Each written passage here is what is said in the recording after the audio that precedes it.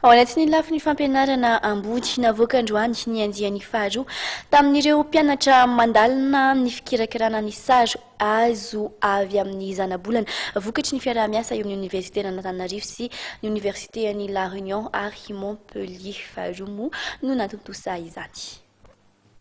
12 ireo mpianatra nahazo diplôme master 2 tamin'ny fiofanana mahakasika ny fikirakarana ny sary avy amin'ny zanabolana ka ny enina tamin'izy ireo dia malagasy. Nambarana ireo mpampianatra mpikaroka fa noho ny fahasimbany tontolo iainana no antony iray ijerena ny vahaolona izay azo ampiarina iadina amin'izany. Mpianatra tamin'ny sehatra maro no afaka nanaraka ny fiofanana tamin'ny fikirakirana ny sary avy amin'ny zanabolana izay nosafidiana tamin'ny alalan'ny sivana tamin'ireo atota taratasy.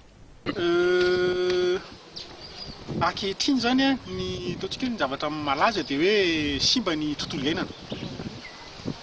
Mafoaka be izay tontolo iainana izay.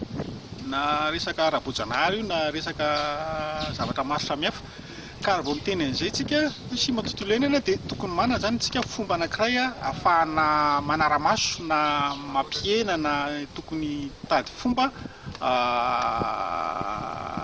iadina amin'izay. Ka raha vao miresaka an'izay ohatra fotsiny tsika resaka hoe ala zao. Ala zany zavatra midadasika zany. Tsy hita hoe fariparitana etỳ an-taneto fa tsara zany miataka lavitra mihitsy maka an'ilay sary, ilay sary tany. Angamba efa endrika henon'ny olona be sy maro ihany angamba ilay resaka hoe FDM foibe tao tsara ta Madagasikara izay mamoaka sary tany. Izay sary tany ireny zany araka izay angamba mitsotra kokoa hoe azo avy amin'ny fikirakirana no ilay sary azo avy amin'ny zanabolana. Ireny zany ny vokatra. Ireny ilay vokatra ireny no ampiasainy ny sehatra maro zany ahafahana manatsara zavatra mety tokony atao zany fampiasana azy. Sehatra maro no azo ampiarana ny vokatra azo avy amin'ny fikirakirana ny sary avy amin'ny zanabolana, anisan'izany ny fiarovana tontolo iainana. Ny fiofanana kosa dia naharitra herintaona ka nizara telo ny fandaharam-potoana tamin'izany.